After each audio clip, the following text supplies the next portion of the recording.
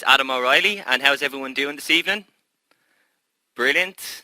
So guys, lesson 6. Okay, it's all going to be about fully manual.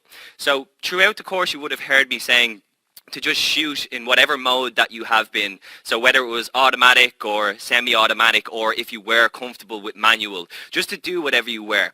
Okay, but we've come to the point now where we need to take full creative control. And I'm sure for a lot of you guys, that's kind of what you're after. Would I be correct? Yeah, a lot of yeses coming through. Brilliant, guys. And we're going to dive straight in. Now, as always, guys, you can interact with myself in the chat box. As I always say, if I can answer the question, I will. But if not, just hold on to it for the end with the Q&A, guys, and we'll go through everything then, all right? Now, lesson 6. So, first we're going to start off by going through understanding exposure and what that is. We're going to look into shutter speed, aperture, and ISO, and how they relate to exposure. We're going to go through the light meter, which some of you already may be familiar with. We're also going to then go into basically bringing it all together then at the end, and obviously the very quick Q&A. Okay, so does that sound good? Brilliant. Hi Rita. Yeah, no problem if you're just jumping in, that's fine. Brilliant. Fantastic. All right, guys. So why is it important to learn these things? Well, creative control for one. If you're shooting in automatic or even semi-automatic, you have very, very little control over what you're shooting. And as I say time and time again, this can bring on a lot more work than when you go into the edit room. So if we take control from the get-go, you're putting yourself in a much better position in terms of time when it comes to the edit, but as well in terms of the quality that you can get. Okay, and obviously shooting high quality footage is really why we're all here anyway. That's universal for us. Okay, so guys, I'm going to start off and I'm going to bring back our old friend, the exposure triangle. Now, we've been building on this throughout the course. I'm sure you guys remember in lesson 2 we talked all about shutter speed, okay, controlling motion, okay, but also controlling the amount of time that light is allowed to hit our sensor. Okay, we discovered that the longer that it's open, the more light that's going to be allowed in, so the brighter the picture, whereas the quicker it opens and closes, the less there's going to be a less amount of light allowed in. So everyone's still on board with that, yes? Good stuff. Okay, so motion, okay, and duration of time. Then what we looked into aperture. Okay, so controlling the depth of field of our scene. So do we want everything in focus, or do we want a shallow depth of field, so a small focus point? So as I'm sure you remember, guys, the wider the aperture hole, obviously the more light that is allowed in, okay, and obviously again we get a shallow depth of field. And on the opposite end of the spectrum, when the hole is very tight, we get a very wide depth, so everything will be in focus, but obviously there's less light coming into the frame. So everybody's still comfortable with that as well, yes? Good stuff, good stuff. So you're all brilliant listeners. That's obviously good news. So guys, shutter speed and aperture, they work together to balance the light in the scene, okay, to give us an exposure that's correct, so it's not too dark or it's not too bright, okay. But we do also have another thing, another factor that we can implement, or another value. Any photographer out there, you'd be very aware of this, or anyone with a photography background, it's ISO, okay. And so these guys, these are what we need to use to get the exposure, the correct exposure. Okay, so shutter speed plus the aperture and the ISO, we need to be able to control these. And we're going to speak a little bit about ISO further down in the lesson, but for now, ISO controls the sensitivity of our camera sensor. Okay, is that new information? Some of you might be aware, some of you might be already familiar with this. Yeah, okay, it's new for some of you, and obviously some of you with photography backgrounds, you're on the up and up with this. But guys, there's a little bit of a difference with photography to videography.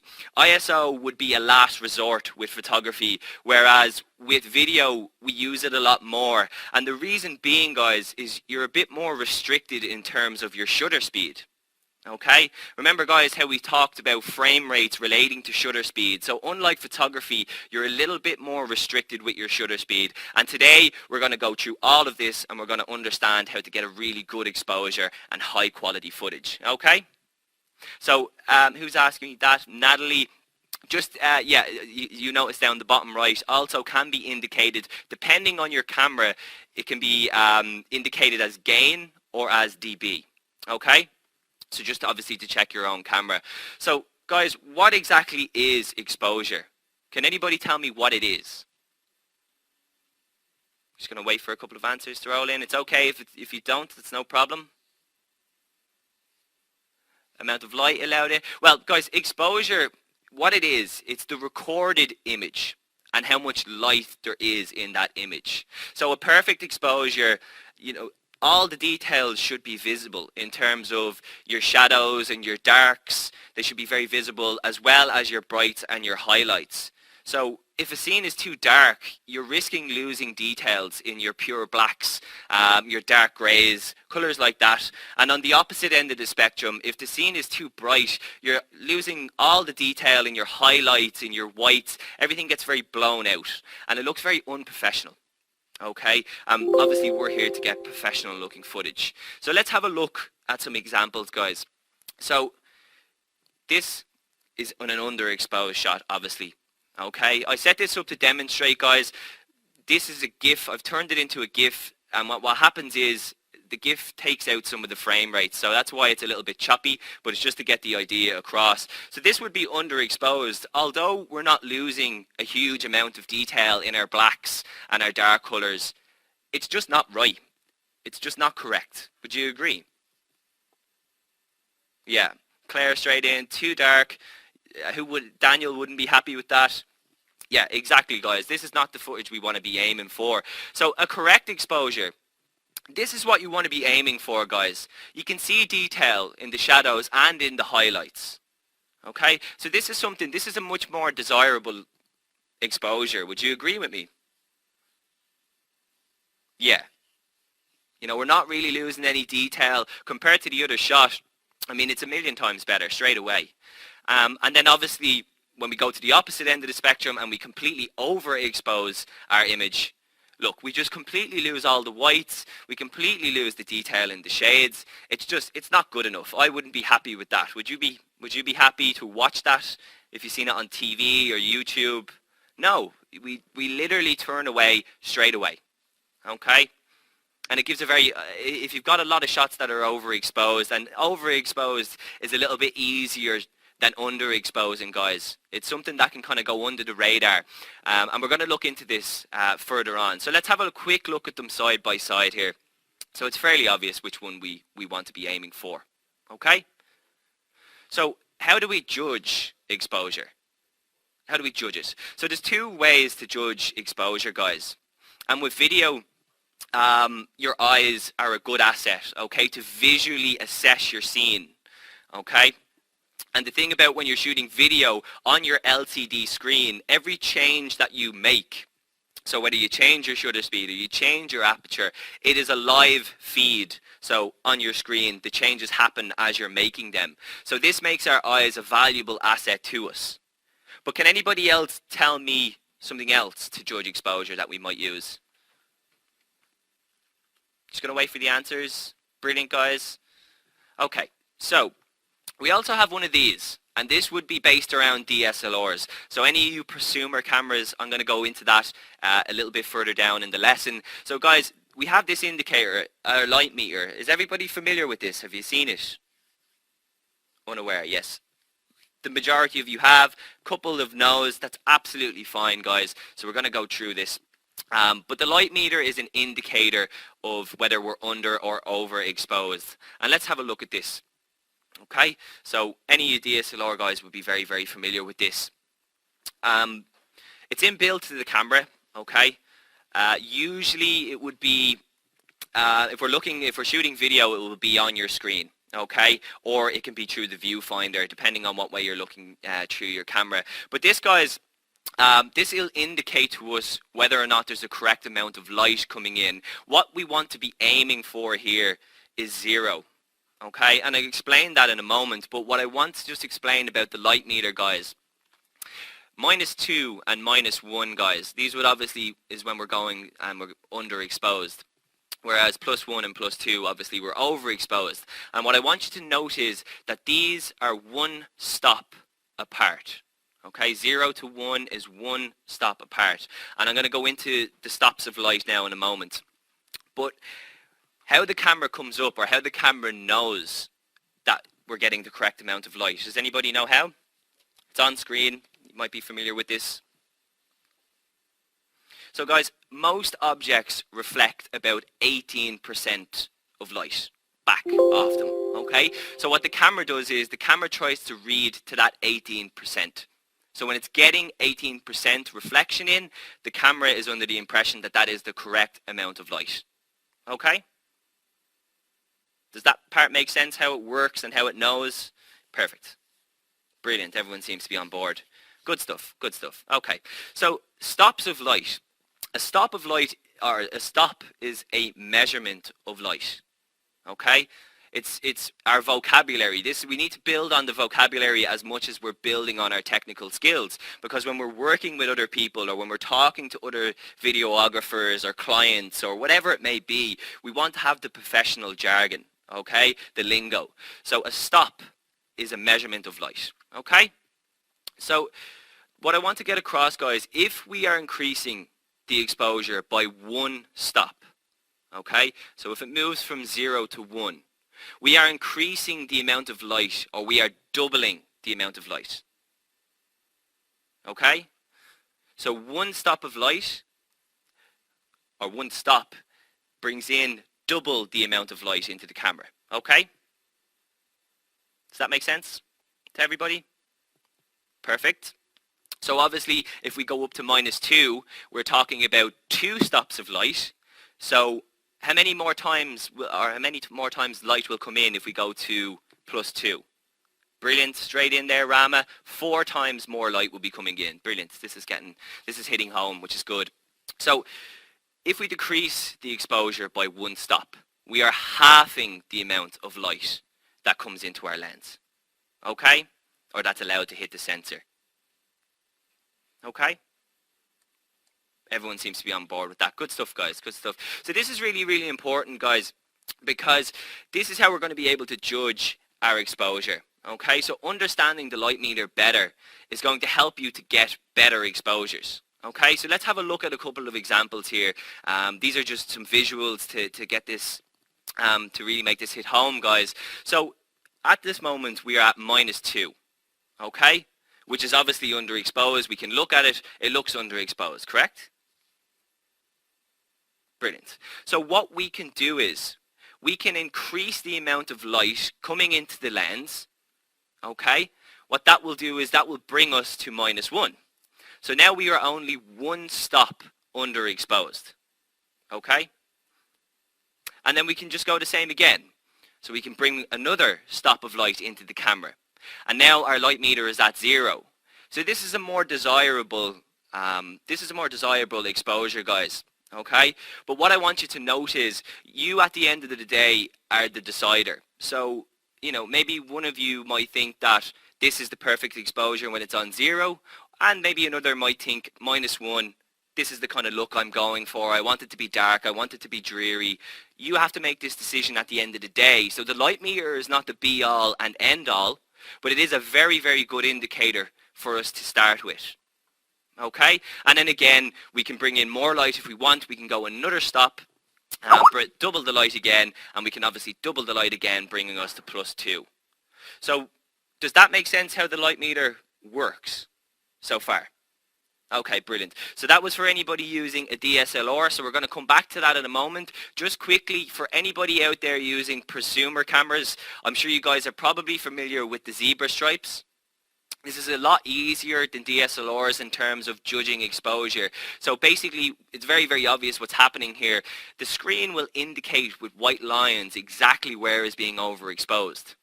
Okay, so we just look at the screen. We can clearly judge that it is overexposed. We can see all the areas where it is. And then we need to adjust the settings accordingly. And this is a much more desirable exposure, guys. There's not much being blown out here. This is kind of what you want to be aiming for. So in a prosumer camera, it's a little bit easier in terms of getting the correct exposure. Okay?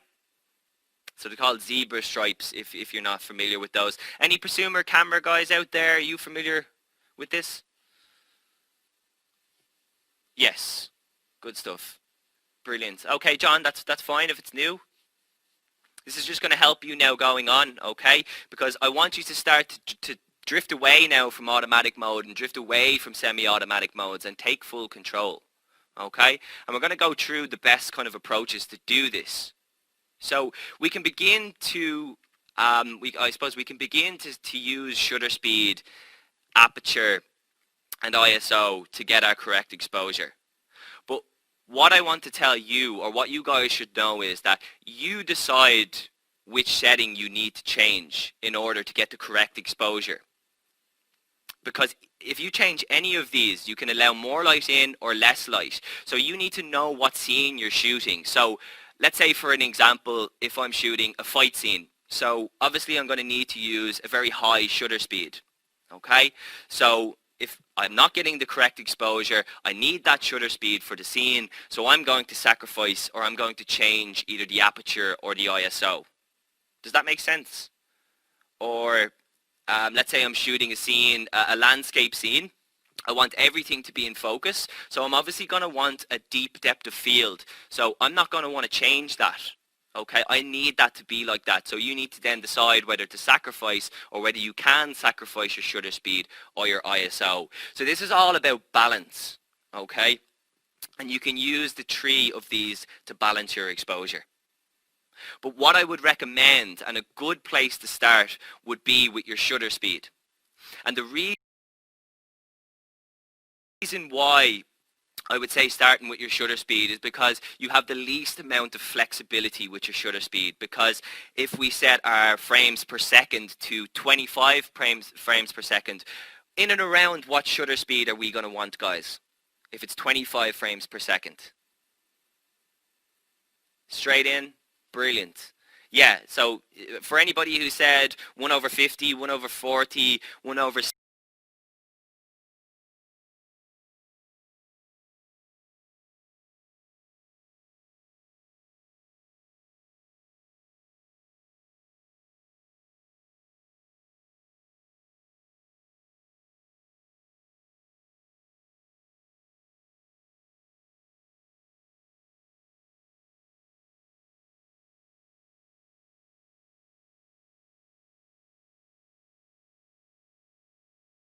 ...60, they're all correct, guys, because we want to be doubling the shutter speed. So what I would say is to start off with your shutter speed. So everybody remembers how the shutter works. Shutter moves out of the way, it's exposed, shutter closes back down. Moves out of the way, exposed, closes back down. So these are some of the common shutter speeds that we will be dealing with. Okay, so obviously as we go to the left, they are faster shutter speeds, so it's going to open and close a lot faster, and there's going to be a lot less light. Whereas on the right hand side, slower shutter speeds, much more blurred movement, and we're getting a lot more light in. Okay, can anybody notice anything about these values when we were talking about stops earlier on? So guys, all of these shutter values are one stop apart, okay? And that's why they're known as the common shutter speeds. All right? So again, faster the shutter speed, less light, slower, more light. So I would suggest setting your shutter speed first, guys. It's a really good place to jump off, okay? And I'm going to pull up an example here, guys. I went out and I done a shoot for you guys to show you an example of me doing this live. Okay, so I'm going to try play the video for you first, and it's the first time I've tried to kind of play it live. Now, as I've said to you guys, hopefully this will go smoothly, and just to be aware, I'm going to put them up onto the social media, the YouTube site, so they might not be the full quality, but you'll be able to check them out after the lesson. Okay, so I'm just going to drag this in and drop this, and hopefully everything goes smoothly. So if everybody can just bear with me a second, and you'll notice that my shutter speed I was on 1/60th of a second. Now the reason why I chose 1/60th of a second, and it will become a little bit clearer when I actually play the clip, is because I wanted to slow this down. Okay, I was hoping that some birds might fly into the scene and I would be able to slow it down and get that in nice slow motion. And obviously the higher the shutter speed, the smoother that would be. Okay, so let's hope this plays. Okay, so guys, if you can see that, could you just let me know, please? So did anybody see that, or was it not coming up? Okay, just bear with me a second. I'm just going to try it another way here. Okay. So, I'm just going to move this over into the screen here, guys. Okay, now the frames, as I put them into this program, the frames might lower down. So, but just to notice, guys, the shot, is it exposed correctly? Would anybody think that that's a good exposure or underexposed? Just going to play it again for you. It's a little bit underexposed, guys. I would agree with you as well. And it wasn't just my eyes that I was able to tell that was over or underexposed. The light meter as well was telling me that I was 2 stops underexposed. Okay? But I was not willing to sacrifice my aperture here. Okay? Because this is obviously a landscape scene. I need everything to be in focus. So I needed a deep depth of field. Okay? So for this example, guys, let's have a look. What I did simply was I brought down my shutter speed to allow more light into the lens. Okay, 1/50th of a second at f22 with 100 ISO brought me to 0. Okay, now I looked at the scene. I was happy with the exposure, and I'm going to play the scene for you now. Okay, so you guys can see. Bear with me now. Okay, much more desirable exposure that I was going for here. Can everybody see this, guys? Brilliant. Would you be happy with that exposure yourself? Yeah, of course. Yeah, it's that's where you want it to be, okay? So it's very, very simple, guys. Your light meter and your eyes, this is how you should be trying to judge your exposure, okay? Work the two of them together, okay? Because at sometimes this might be the desirable exposure for you, okay? And you have to make that decision, okay? So let's have a look at aperture. Okay, and how we might just change aperture. So just one thing to keep in mind, guys, I'm going to repeat it over and over again, to be aware that when you're changing your aperture, you're having a big effect on the depth of field. Okay, so keep this in mind when you're out shooting, whether you need a shallow or a deep depth of field, and to change accordingly. So just to keep that in mind, and these are some of the common apertures. Okay, and again, guys, these are all 1 stop apart from each other, and everybody remembers, I'm sure, that the lower the number, the bigger the aperture. That's right, isn't it? Is that correct? Yes, exactly. And then down here we start to get the deeper depth of field. Okay, so let's have a look at the example, guys, and again I'm just going to pull up the video, so bear with me 2 seconds. So for this setup, I set my shutter speed to 1/50th of a second. I dialed in the aperture at 1.8 and the ISO was at 1000 because this was in a car park. It was quite dark, okay, and I thought when I dialed these settings in that they would be sufficient. As I looked at the screen, it turned out that it was a little bit overexposed, and the light meter was telling me that, and I could see that it was too overexposed for what I wanted as well. Okay, so let's just have a quick look at the example here.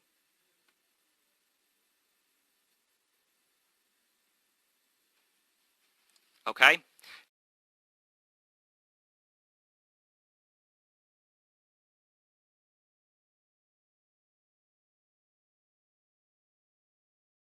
can you see it, guys? The whites, they're kind of being blown out.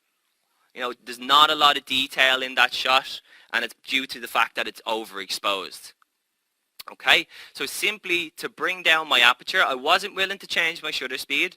I was not willing to change my ISO, but I needed to change something. And I wanted to change my aperture, and the reason being was because I felt as well that the cars, there's not enough of them in focus, okay? The depth of field is a little bit shallow. So that is why I decided to change my aperture in this scenario. So